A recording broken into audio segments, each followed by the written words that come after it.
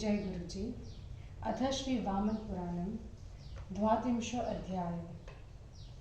ऋषय ऊचु कथमेषा समुत्पन्ना नदीनामुत्तमा नदी सरस्वती महाभागा कुरुक्षेत्र प्रवाहिनी कथं सरः समासाधा कृत्वा तीर्थानि पार्श्वतः प्रयाता पश्चिमामाशां दृश्यगति शुभा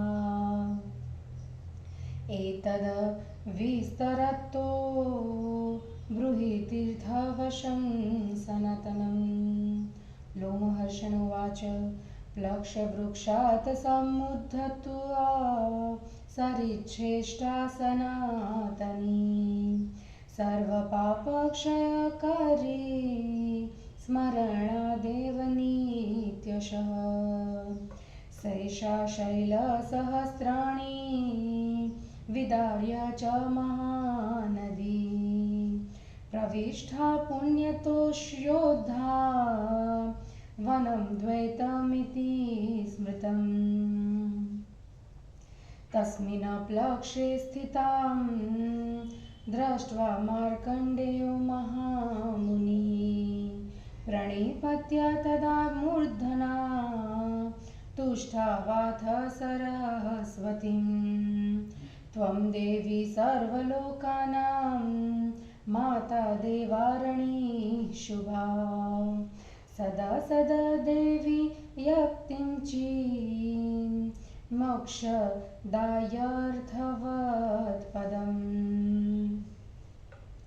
ततः सर्व त्वयि संयोगी योगी वद देवी संस्थितम् अक्षरं परमं देवी यत्र सर्वप्रतिष्ठितम् अक्षरं परमं ब्रह्म विश्वं चैतदक्षरात्कमम् दारुण्यवस्थितो वर्हि भूमौ गन्धो यथा ध्रुवम् तथा त्वयि स्थितं ब्रह्म जगच्चेदमशेतः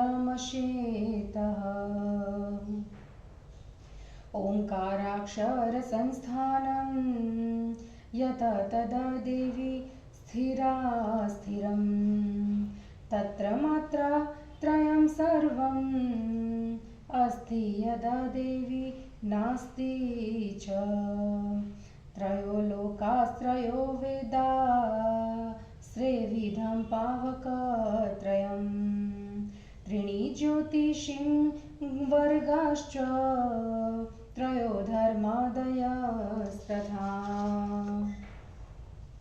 त्रयो गुणास्त्रयो वर्णा त्रयो देवास्तथा क्रमात् त्रैधातवस्तथावस्थाः पितरश्चैवमादयः एतन्मात्रात्रयं देवी तव रूपं सरस्वती विभिन्नदर्शनामाधां ब्रह्मणो हि सनातनीं सोमसंस्था हविसंस्था पाकसंस्था सनातनी तास्त्वदुच्चारणाविदेवी क्रियन्ते ब्रह्मवादिभिः अनिर्देश्य पदं त्वेतद् दमात्राश्रितं परम् अविकार्यक्षयं दिव्यं परिणामविवर्जितं तैव तत् परं रूपं यन्न शक्यं मयोदितुं न चास्येन वा जिह्वा ताल्वोष्ठादिभिरुच्यते स विष्णु स वृषो ब्रह्मा चन्द्रार्कज्योतिरेव च विश्वावासं विश्वरूपं विश्वात्मानमनीश्वरम् सांख्यसिद्धान्तवेदोक्तं बहुशाखास्थिरैकृतम् अनादिमध्यनिधनं सदसच्च सदेव तु एकं त्वनेकथाप्येक भाववेदसमाश्रितम् अनाख्यं षड्गुणाख्यं च ब्रह्माख्यं त्रिगुणाश्रयम् नानाशक्तिविभावज्ञं नानाशक्तिविभावकम् सुखात् सुखं महत्स्योख्यं रूपं तत्त्वगुणात्मकम् एवं देवी त्वया व्याप्तं सकलं निष्कलं च यत् अद्वैतावस्थितं ब्रह्म यच्च दैत्ये व्यवस्थितम्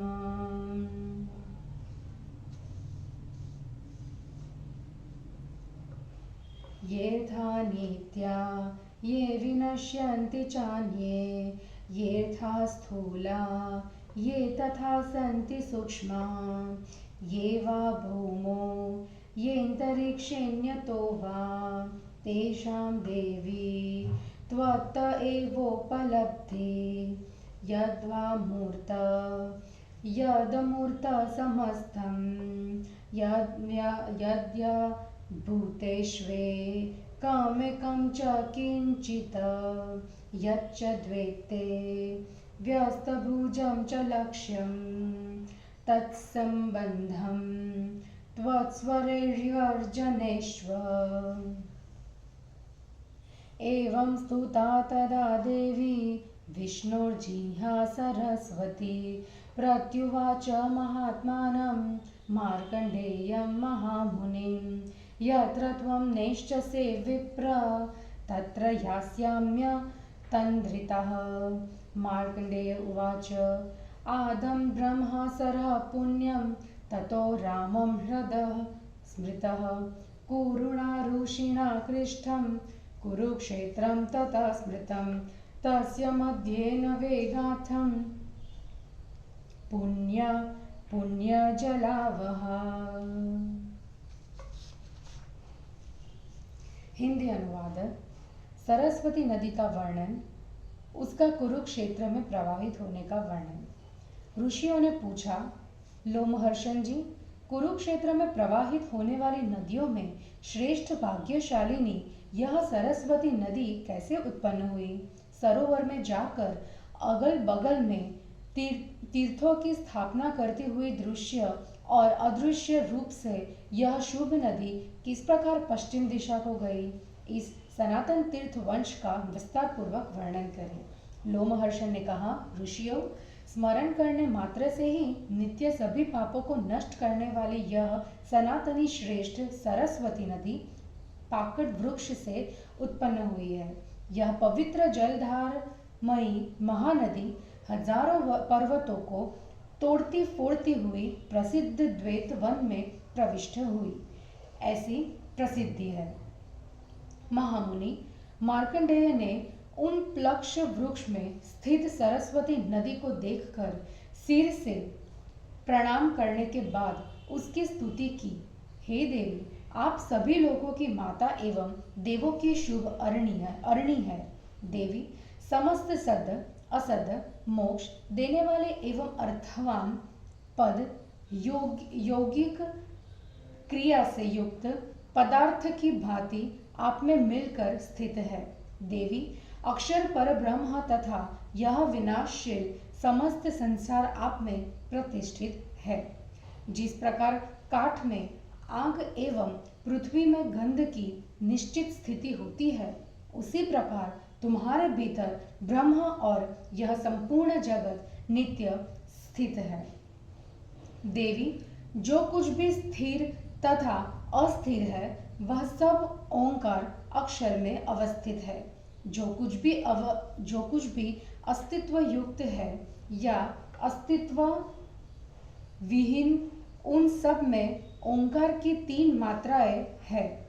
हे सरस्वती, भूः, भुवः, स्वः, ये तीनों लोक रुक यजु, साम ये तीनों वेद, आन्वीक्षिकी, त्रयी और वार्ता ये तीनों विधाएं, गार्हपत्य, आहवनीय, दक्षिणाग्नि ये तीनों अग्नियां, सूर्य, चंद्र, अग्नि ये तीनों ज्योतियां, धर्म, अर्थ, काम ये तीनों वर्ग, सत्व, रज, तम ये तीनों गुण, ब्राह्मण, क्षत्रिय, वैश्य ये तीनों वर्ण, तीनों देव, वात, पित्त, कफ ये तीनों धातुएं तथा जागृत, स्वप्न, सुषुप्ति ये तीनों अवस्थाएं एवं पिता, पितामह, प्रपितामह ये तीनों पितर इत्यादि ये सभी ओंकार के मात्रातय स्वरूप आपके रूप है।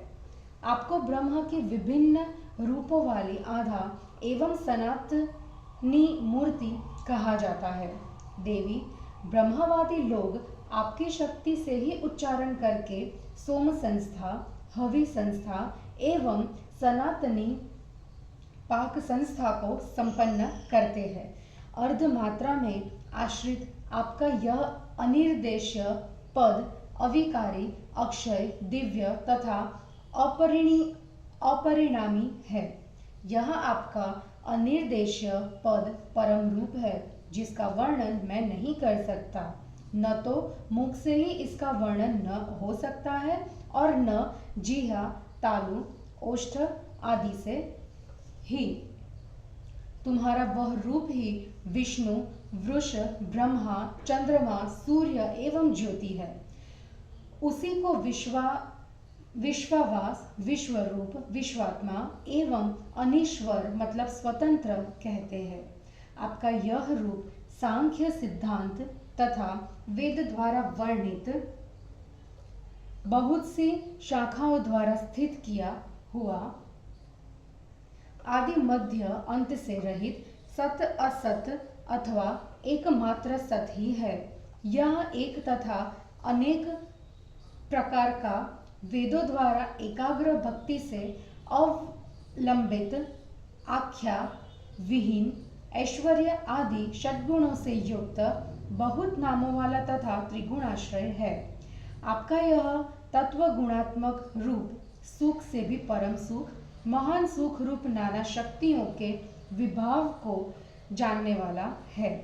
हे देवी, वह अद्वैत तथा द्वैत में आश्रित निष्कल तथा सकल ब्रह्म आपके द्वारा व्याप्त है।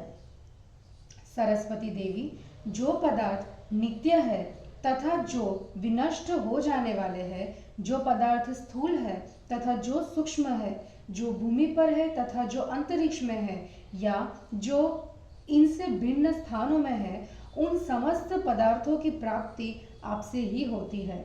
जो मूर्त या अमूर्त है वह सब कुछ और जो सब भूतों में एक रूप से स्थित है एवं केवल एक मात्र है और जो द्वैत में अलग अलग रूप से दिखलाई पड़ता है, वह सब कुछ आपके स्वर व्यंजनों से संबंध है। इस प्रकार स्तुति किए जाने पर विष्णु की जीभ रूपिणी सरस्वती ने महामुनि महात्मा मार्कंडेय से कहा, हे विप्र, तुम मुझे जहाँ ले जाओगे मैं वहीं आलस्य छोड़कर चली आऊंगी। मार्कंडेय ने कहा, आरंभ में इसका पवित्र नाम ब्रह्मसर था, फिर रामरद प्रसिद्ध हुआ एवं उसके बाद कुरु ऋषि द्वारा कृष्ट होने से कुरुक्षेत्र कहा जाने लगा। इसके मध्य में अत्यंत पवित्र जल वाली गहरी सरस्वती प्रवाहित हो। इस प्रकार श्री वामन पुराण में 32वां अध्याय समाप्त हुआ। जय गुरु जी।